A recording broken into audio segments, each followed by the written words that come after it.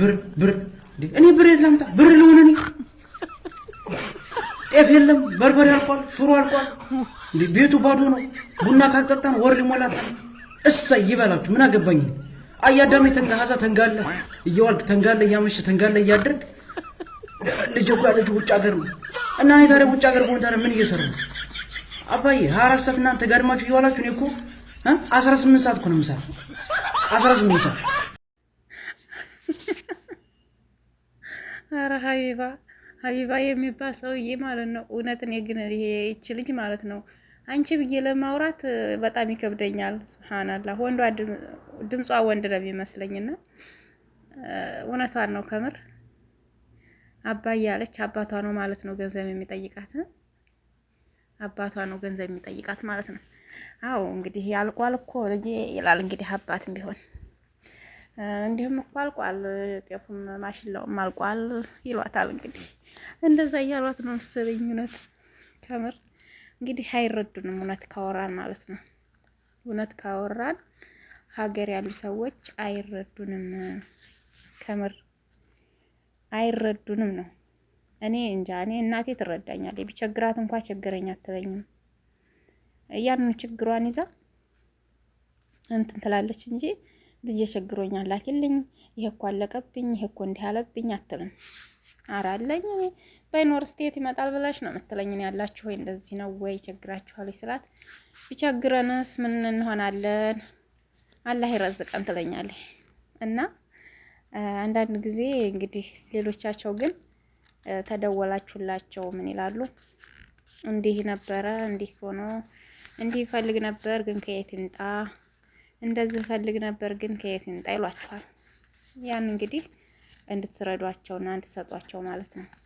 እኔ ግን የሚገርመኝ እኛ ስንት ሀገር ጥሰን የመጣ ነው፣ ስንት መንግስት አቋርጠን የመጣ ነው። ለራሳችን ልንሰራ ነው ወይንስ ለሰው ህይወት ልንኖር ነው? ነው እኮ ሳትሰጧቸው ስትቀሩ፣ በተለይ እህት ወንድም ማለት ነው። እህት ወንድም የሚከፋባችሁ ካለ ሳትሰጧቸው ከቀራችሁ አሽሙራቸው መከራ። አሽሙራቸው ለእኛ አይደለም እኮ የሚነግሩን፣ እናታችሁን ነው የሚጠብሷት እዛ ማለት ነው። እናታችሁን እዛ ያንቺ ልጆች እንደዚህ፣ አንቺ ልጅማ እንደዚህ፣ እሷማ እንደዚህ፣ በቃ እሷማ እንደዚህ፣ አንቺ ልጅማ እንደዚህ፣ በቃ ይሄ ነው ስራቸው። ሁሉም እኮ የተፈጠረው የራሱን ህይወት እኮ ሊመራ እንጂ ማንም የማንንም ህይወት ሊኖርለት አይደለም።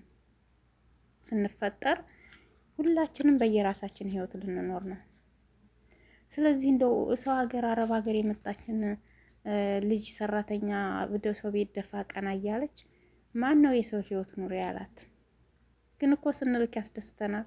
የሚገርማችሁ ነገር ስንልክላቸው እኮ ግን ያስደስተናል። እኔ ግን ደስ ይለኛል ስልክላቸው ማለት ነው። ለሰው ስጦታ ስሰጥ እኔ እንጃ እኔ ያስደስተኛል። ግን እስክሰጥ ድረስ ያው እንግዲህ ቶሎ ለመስጠት ግን ቶሎ አልቸኩልም። ከሰጠው በኋላ ደግሞ ግን ያስደስተኛል።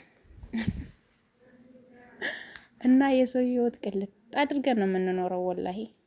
በቃ በተለይ በዚህ በባህር ሲመጡ የምናወጣው ወጪ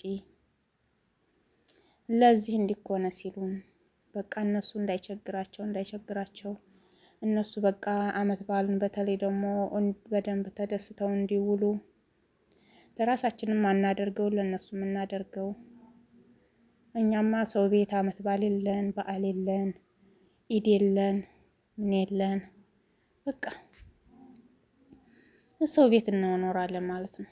እንደዚህ ሆነን ግን የምንሰጣቸው ለነሱ ነው የምንልከው የሚያስደስተን ማለት ነው። እኔ ለምሳሌ አሁን ከሺኤን ላይ ልብስም ጫማ ምንም እንፈልጋቸውን ነገሮች እገዛለሁ ብዬ መርጬ አስቀምጬ ነበረ። ግን ሳስበው እኔ አሁን እዚህ ሰው ቤት ተለበስኩኝ አጌጥኩኝና ምን ያስደስተኛል? በምን እደሰታለሁ? ይሄን የምገዛበትን ግን ለነሱ ልላክ ብዬ ጨምሬ ላኩላቸው ለነሱ ማለት ነው። ለቤተሰብ ላኩ። በቃ ግን ሳስበው ጊዜ በቃ እኛ ህይወት የለንም ማለት ነው። አረብ ሀገር የምንኖር ሰው ቤት የምንሰራ ሰው ነው ያልኩት ወላሂ። በቃ ምንም አይነት ደስታ የለንም። እስከ መቼ ድረስ ወላሂ እኔ በጣም ይሰማኛል። የሰው ልጅ 11 አመት 12 አመት 15 አመት ከዚያም በላይ የሚኖሩ አሉ። ኢድን የምናከብረው በሰው ቤት ነው። ሳንደሰት እንዲሁ በስራ እንደፈጋም ማለት ነው። ውጣ ውረዱ የሰው ህይወት ስናጣጥም ነው የምንውለው። ከልብስ ልብስ እንኳን ደህና ልብስ አንለብስ። ምንም አይነት ልብስ እነሱ የሚገዙልንን ነው የምንጎትተው ማለት ነው። ያው እነሱ የሚገዙልን ጉትት ያለ ያንን ነው ስንጎትት የምንውለው። በቃ ይሄ ነው ህይወት ማለት። ግን ሀገራችሁ የገባችሁ ልጆች እንዳትጸጸቱ ወላሂ።